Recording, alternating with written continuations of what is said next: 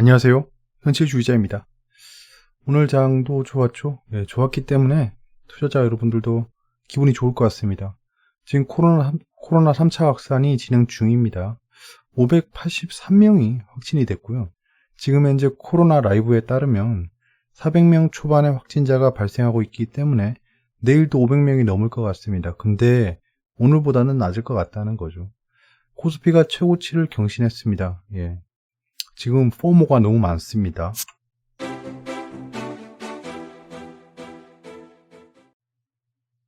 예, 최고치를 경신했죠. 지금 미증시는 휴무입니다. 추수감사절 휴무죠. 내일 이른 시간에 추수감사절 휴무가 끝난다고 합니다. 그때 말했듯이 휴무를 좀 줄인다라고 했는데 시간을 줄였네요. 지금 2625.9일입니다. 이제 나날이 계속 역사를 새로 세우고 있는 겁니다.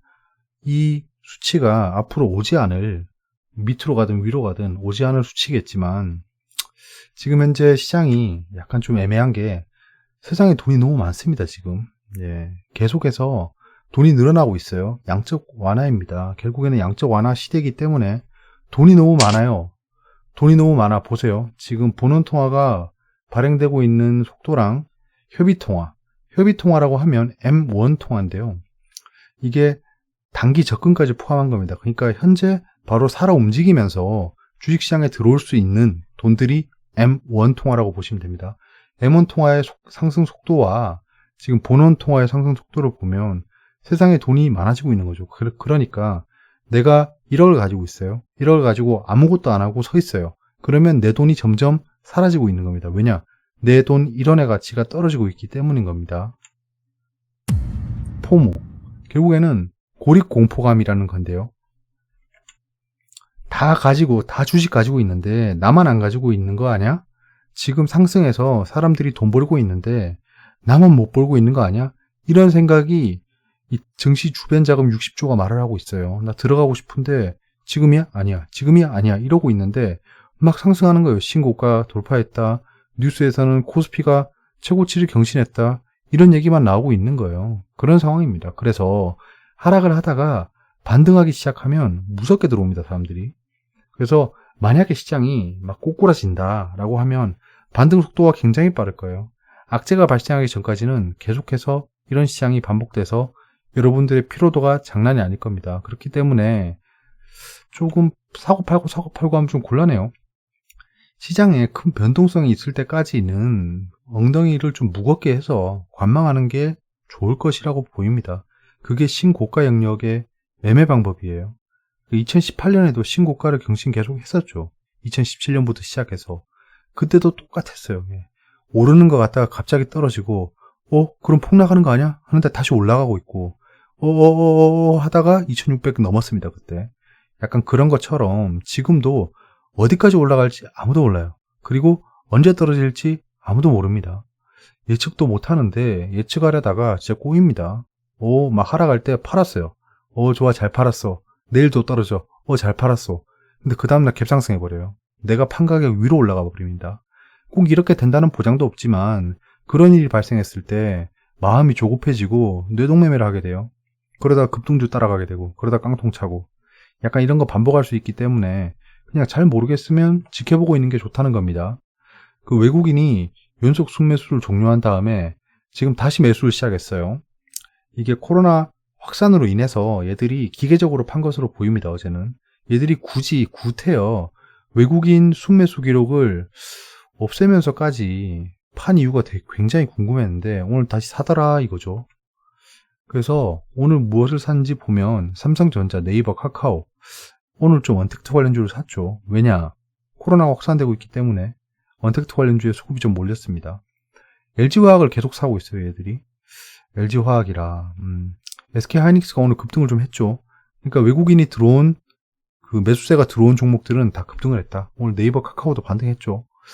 삼성전자 우를 계속 팔고 있어요. 이거는 아마도 삼성전자 우가 삼성전자보다 상승폭이 컸습니다. 그렇기 때문에 과매수로 여겨지고 있어요. KTNG는 저거는 제가 제 머리에서 삭제한 지 오래됐습니다. KTNG는 모멘텀이 안 보여요. 향후. 그래서 제 머리에서 삭제를 했어요. BNK 금융지주. 최근에 그 금융 관련주들이 좀 올랐죠. 한국전력이 오늘 좀 하락을 좀 했는데요. 저는 뭐 신경을 안 쓰고 있는 종목이기 때문에 뭐 잘 몰랐습니다, 사실. 삼성전자 주가 추이를 보시면 이제 슬슬 밝혀지고 있는데 최근에 상승할 때 공매도를 상환했다. 외국인들이 상환을 했고 그것이 여기 외국인 매수세로 보이는 거죠. 기관이 계속 팔고 나가고 있어요. 기관은 근데 지금 계속 팔고 나가고 있습니다. 얘들은 뭐 참 살 생각이 없는 것 같아요. 누가 팔았냐? 금융투자, 투신, 사모펀드, 그 다음에 보험, 연기금 등까지 다 팔았습니다. 지금 삼성전자 수원화성 공장에서 잇따라 확진자가 발생하고 있죠. 수원사업장은 그렇다 쳐요. 화성사업장은 좀 그렇습니다. 호미사업장도 소식이 들리고 있고 약간은 흔들릴 수 있지만 지금 현재 삼성전자도 떨어뜨릴 생각이 없습니다. 사람들이 사고 싶어서 계속 쳐다보고 있는 종목 중에 하나예요. 그렇기 때문에 삼성전자가 만약에 코로나 확산이 어떠니 하면서 떨어지면 약간 발 담궈 보는 것도 나쁘지 않을 것 같습니다. 저는 삼성전자는 안 살 거예요. 삼성전자 이틀 만에 신고가 3% 더 오르면 7만전자. 이런 얘기가 나오고 있습니다. 삼성전자는 지금 수급이 나쁘지 않기 때문에 외국인이 거의 한 5달간 사고 있죠. 그래서 앞으로 조금 더 올라갈 것으로 보입니다. 아니면 옆으로 횡보하거나. 코로나 확진자가 583명 발생했죠. 시장이 흔들리면 전 매수 기회로 활용할 예정입니다. 확산 관련주는 추가 매수했었고 지금 홀딩하고 있습니다.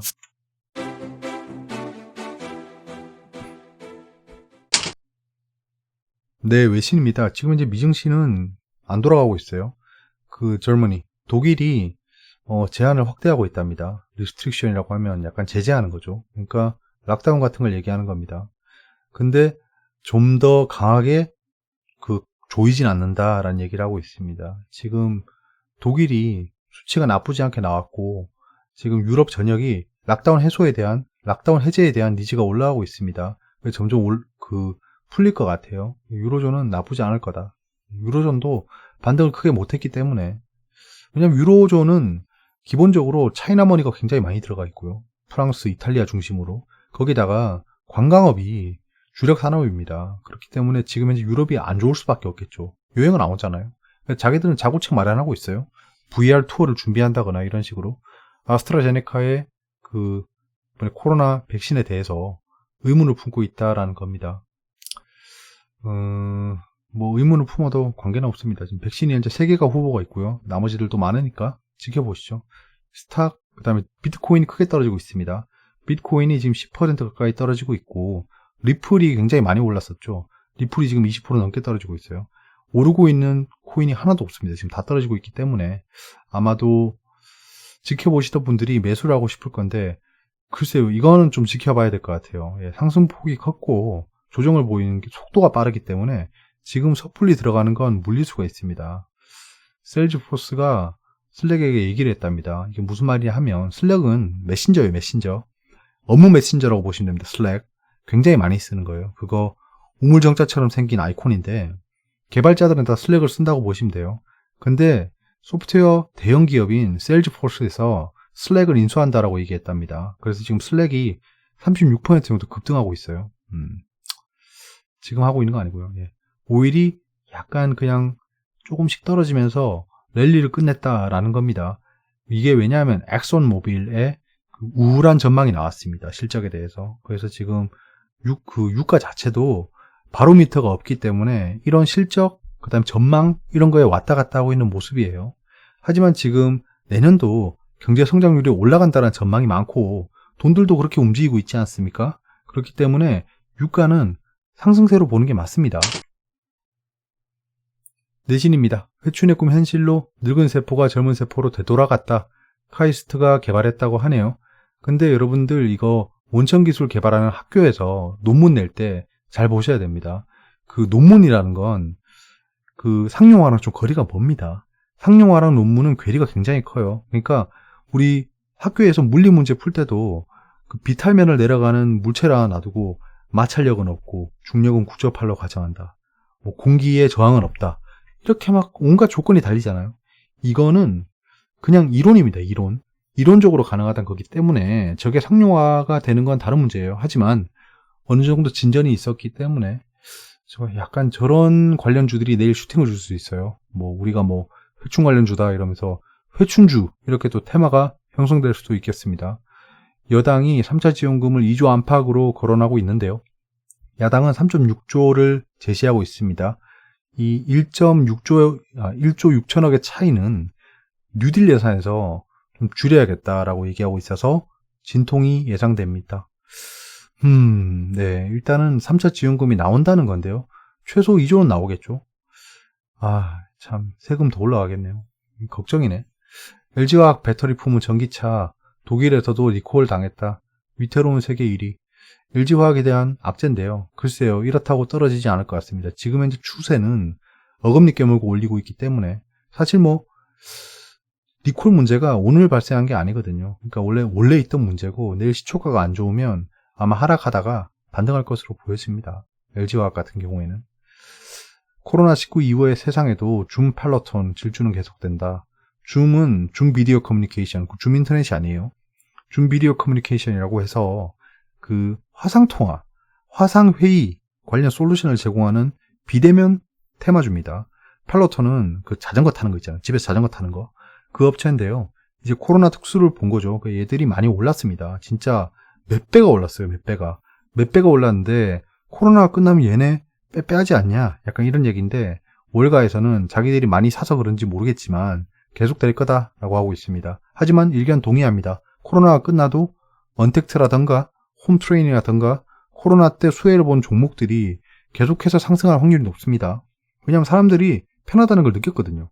그전에는 불편하더라도 컨택트로 다 일을 했습니다. 일을 하고 결제도 하고 운동도 하고 했는데 반강제로 코로나 시대를 겪어보니까 나름 할만한데? 약간 이렇게 된 거예요. 올해 경제 성장이 마이너스 1.3%에서 마이너스 1.1% 전망으로 바뀌었습니다. 0.2% 올랐죠.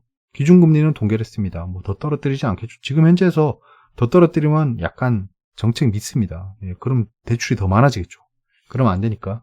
일단은 동결했고요. 당연히 동결이니까 시장은 반응하지 않는 거죠. 자, 경제 캘린더는 오늘 없습니다. 없고, 내일 미국 감사절 조기 종료합니다. 자, 오늘 그린 뉴딜 투자 설명회가 있었는데요. 별다른 내용은 없었고 있던 내용 얘기했어요. 거기다가 민간 투자를 좀 촉진해달라는 좀 메시지를 보냈습니다. 국고채 발행 계획은 5.7조를 발행하기로 했고요. 참 국고채를 많이 발행하네요. 이거는 빚입니다. 빚. 결국엔 나중에 갚아야 되는 빚인 거예요. 왜냐하면 국가에서 발행하는 채권이기 때문입니다. 그다음에 클라우드 서비스 보안 인증제 DAS가 이게 데이터 애저 서비스인 줄 알았는데 아닙니다. 데스크탑 애저 서비스더라고요. 그러니까 데스크탑을 서비스처럼 제공한다라는 겁니다. 그러니까 모니터에 랜선만 꽂으면 데스크탑처럼 쓸 수 있는 거예요. 이게 IaaS라는 겁니다. 인프라스트럭처 애저 서비스입니다. 인프라를 그냥 서비스처럼 제공하겠다. 그러니까 제가 돈 주고 데스크탑을 안 사도 된다는 거예요.